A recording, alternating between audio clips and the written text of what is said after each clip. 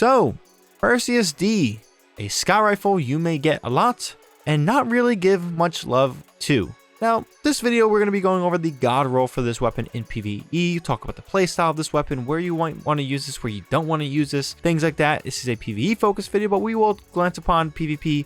Don't use it. Yeah, just don't use it. The PvP sandbox isn't catering towards high impact frame scout rifles, and that's what this is. And Servant Leader is better at it. They do any buffs to scout rifles, Servant Leader, and a few other scout rifles will definitely be first on the list to see a meta buff compared to this archetype. But yeah, just don't use it. I mean, you could, maybe you do really good. I was making it kind of work in massively long ranges and kind of just dealing with snipers. It's okay. It's okay. So this gun, a lot of people got it. I get it. It's very common, but I think it's something you should keep in mind because it is a very powerful and effective PvE stasis damage scout rifle to do. Now, the first off right off the bat, I am almost certain that this is currently the only stasis damage scout rifle in the game right now. Now, the new season is coming out next week, so things may change in that regard, but as it stands now, this is the only one for the moment now and potentially the foreseeable future. Maybe they introduce different other stasis weapons. I don't know if they go to scout again, but we have to wait and see. So that on itself is very unique, and I am personally a stasis main, so a lot of my builds revolve around stasis wells and things, and then within that I get damage increases to my stasis weapons or stasis damage stuff. So my rocket launcher and my scout rifle do increase damage. Now, this is a high impact frame stasis scout rifle, so that means it shoots very slow, but it has a lot of impact, and in ways this is your kind of junior knockoff version of a sniper rifle. If you don't want to hold sniper rifles, carry special ammo and worry about that, and you want to have the infinite primary ammo, well, high impact frame scout rifles can work very well for you. Now, in this case, it's a stasis weapon. The way my build goes, damage output, I like it a lot. I can shoot ridiculous long ranges with it, and it is very good.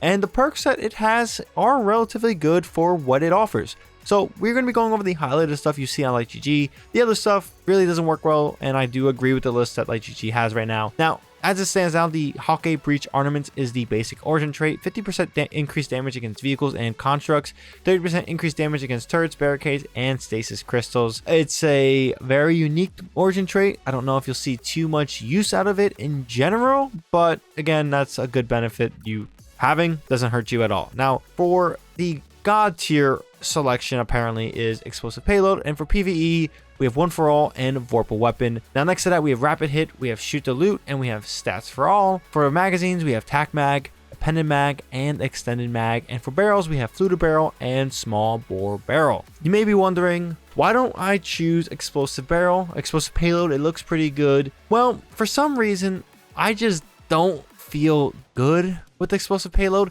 Now, I do know a lot of people do like it, but I feel like one for all is a better selection. Rapid hit is almost like guaranteed on a weapon like this. Tactical mag is well-roundedly the best stuff. You don't really need range boosting stuff with accurized rounds per se, so this is very good.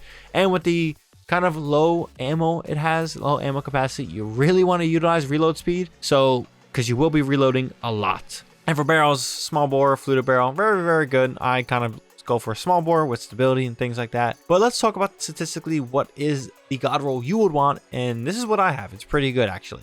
So small bore, tac mag, rapid hit, one for all, and a range masterwork. Now, you could actually go reload speed masterwork and try to increase your reload speed even further, but that's your choice. Again, I want to kind of maximize range a little bit more because my playstyle will be catering towards longer ranges. So as you see here, statistically, it is a very, very range long distance weapon indeed. Now, let's go over playstyle real quick.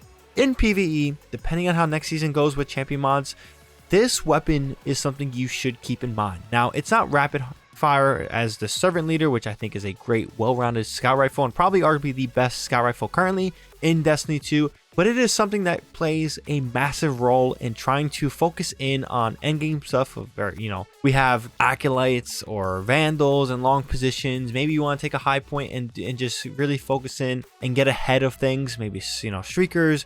This weapon is really good at replacing and kind of being a knockoff version of a sniper rifle experience. And the great part, like I mentioned earlier, it only uses primary ammo, so you don't have to worry about finding those green bricks, and you can actually cater your loadout a little bit more depending on how you want to cater, only one power weapon. Maybe you have an energy weapon that has, a fusion rifle or a shotgun. Who knows your play style with that? Maybe you want an SMG there, so you use double primaries. That's your personal take. But again, I use double primaries with this weapon. And this is kind of a knockoff version of sniper. So again, I focus in on long ranges. I do a lot of damage. I make sure that I'm really always using some form of stasis output buff.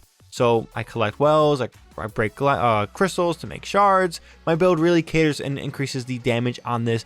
And for a lot of PvE activities, it is fun to use whether or not they are champions in the activity. With that being said, guys, that's all I gotta say on this one. If you guys enjoyed this video, found this video informative, definitely drop this video a like. I forgot to mention, if you earn this weapon, it's very common. It's a random drop. It's very freaking actually.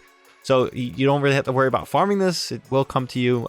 Maybe things change next season, but as it stands now, if you just want to find and get good Perseus D, you either probably have one or you'll get one eventually soon enough. But yes, if you guys have found this video informative, definitely drop this video a like. If you guys are new here and want more content from me, definitely hit that subscribe button to stay up to date with all the content. So hit the bell as well to get that notification. With that being said, that's all I got for this one. ShadowNinja here, and I'm out.